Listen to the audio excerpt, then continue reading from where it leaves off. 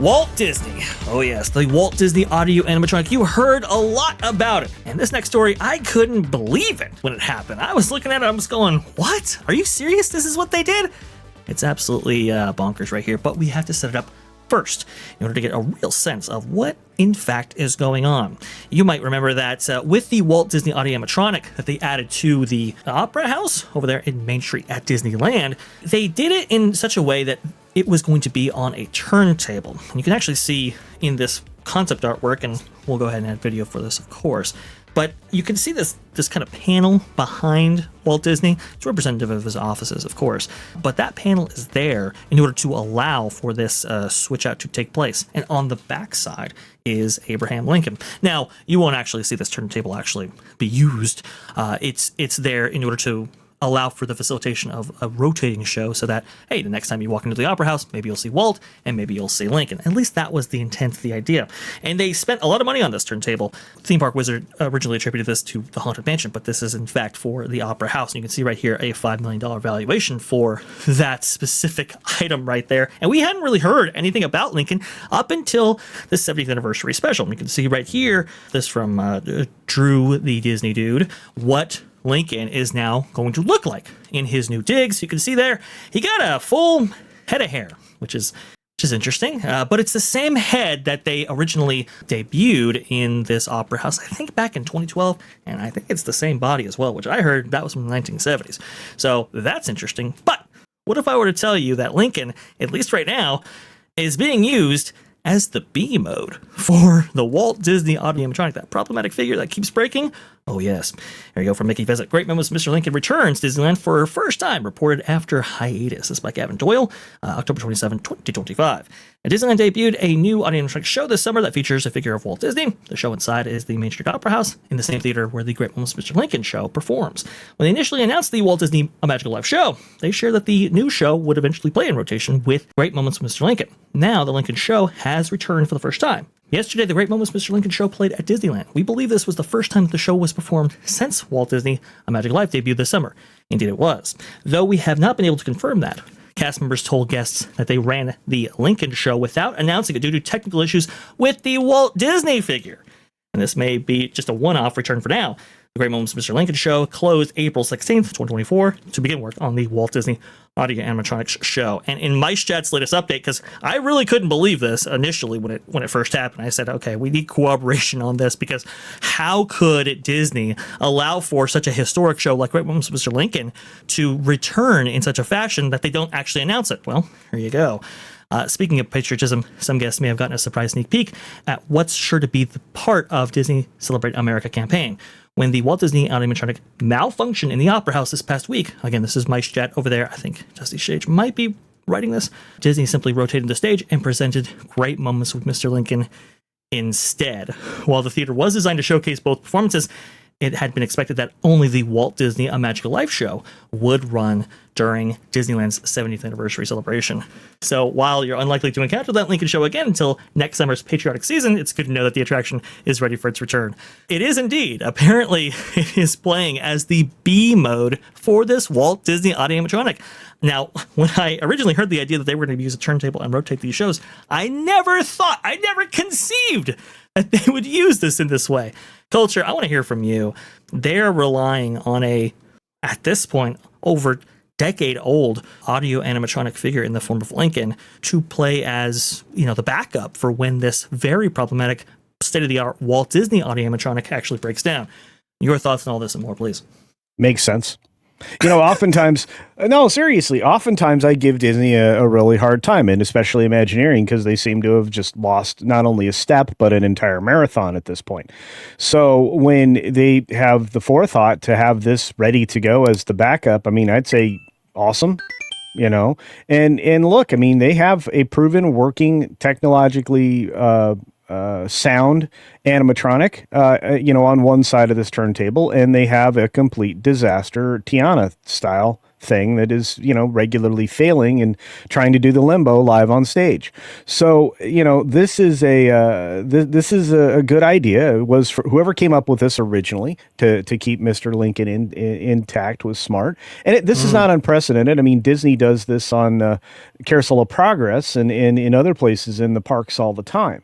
So being able to swap out, a scene for a scene is, it isn't new. And a $5 million investment for, the ability to take an almost, well, I think it still weighs about a ton, the Lincoln figure, and put that probably dead center on that platform, and then rotate between the two. I mean, somebody was thinking ahead, and I appreciate that. So again, oftentimes I'm very negative on Disney, frustrating some, but here I can give them praise. I don't know about you, but I can. Well, I just look at this and I go, I mean, when you debut an animatronic figure, especially one that's state of the art, I suppose it will always have problems in some ways, right? And especially the move that he does. I think we talked about it before on this show. And you mean the Macarena? Yes, yeah. Well, it's trying to stand up with one foot right there. That just, he just gets clicked and that's it. I don't know if the face has had any issues right there, but this is definitely a problematic figure, as really all of the new animatronic figures that have debuted in the last several years have been. You mentioned Jonas by Adventure and so forth. Yeah. That's definitely been a bit of an issue. I bet, the people that did that attraction wish that they had a B mode in the form of a better working animatronic system. But I just find it funny that, you're kind of relying on this older technology in order to back up this new stuff. And it kind of just begs the question. It's like, why not just stick with the old stuff if the new stuff is just unreliable? Go ahead. It is a good question. I mean, that's the obvious question. And the answer to that is because it's good, you got to get rid of it. By the way, this sculpt was done by a pretty famous person of the Lincoln head. So, one of the greats, I would say. And that sculpt is a lot more true to character than Walt's, which is sad to me. But this is the Mike Lindell figure. I'm surprised he's not selling pillows in the Hall of Presidents across the country. So anyway, it's weird. It's weird how they just could not get that right there, and apparently they couldn't get it right in multiple ways, which is why it keeps breaking. You would think they would have had something more consistent. I will agree with you though. This kind of B mode idea was really kind of conceived originally because of the Yeti back in the day when the Yeti animatronic failed. The big figure in Expedition Everest. Disco Yeti. Disco Yeti, right. When that failed, it failed in such a manner that in order to rectify it would have necessitated tremendous work on that attraction and have that be down for quite a period of time. And for a park that only had a handful of rides to begin with, that was just unacceptable. So to have a preset B mode for all these different things, that's really where that idea was birthed on. But go ahead, please. No, I was just going to say, I mean, you talk about the Yeti, but the Yeti fix was easy, according to Bob Gurr. I mean, Muppet. Marionette. Yeah. And he's right. That's what they should have done the whole time, because the weight of that thing requires such thrust that they say it's the equivalent of 747 jets or something like that. It's insane figure. And I'm thinking, why do you need that much hydraulic effort? Do you use lighter materials, reduce the structural weight of the thing, and hang it from, above, and then that way when it falls on in a whole crew of people on the coaster, you're riding a massive settlement. Well, I think the idea was it's like, okay, a coaster car traveling through that space is going to happen so fast that whatever actions that we have for this big figure have to be fast, but we also want scale, and those two combined right there. Yeah. Just unfortunately, they didn't really think about, hey, what if this doesn't work? They themed the entire attraction around it. So, go ahead. They just made an overly complicated solution, is what they did. The thing, it could have been paper mache. You know what I'm saying? Mm-hmm.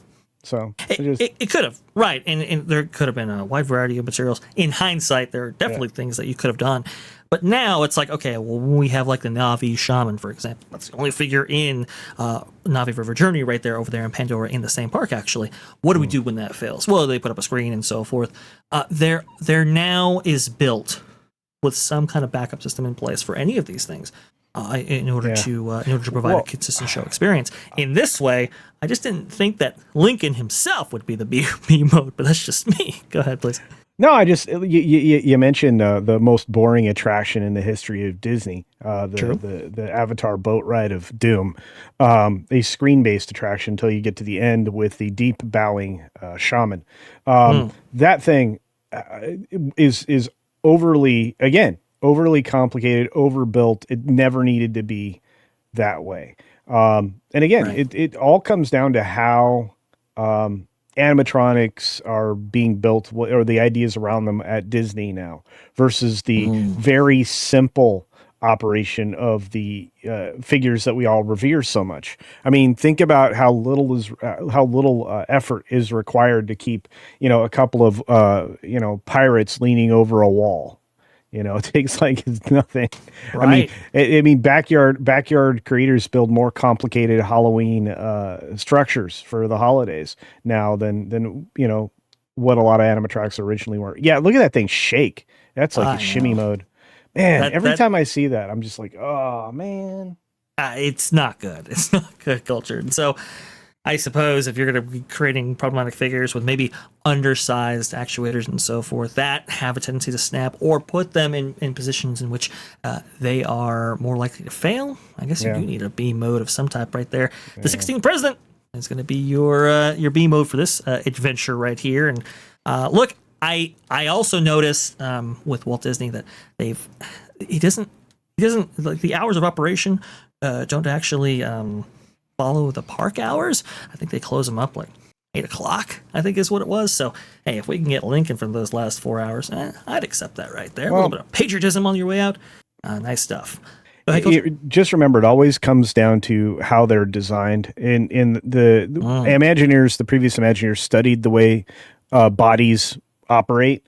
Like they have a deep understanding of that and how articulation actually, what's required and how to do that mechanically. I don't think anybody who does that job now has ever been a part of that. And so they design, simple gears or simple structures and simple rotations rather than what the actual, process is mechanically to move, to put a body in motion. And I think, again, when you observe it, I think you'll probably come to the same conclusion that this doesn't look human enough when it moves, and it also the way it's structured, there's an intense amount of pressure in places that will cause these machines to fail. So, instead of an oval, standing effect, they're doing a rotational like circle, or straight circular gear or whatever, and that's not precise, and it's not going to aid mechanically the actual process. So anyway, it is what it is. It is what it is. Lincoln's return, no announcement, but some people have seen the show. Very interesting stuff going on at the Disneyland Resort. Thanks for watching That Park Plays News. For more information, consider checking out www.thatparkplace.com. And don't forget to subscribe, share, like, and send this out on your favorite social media accounts.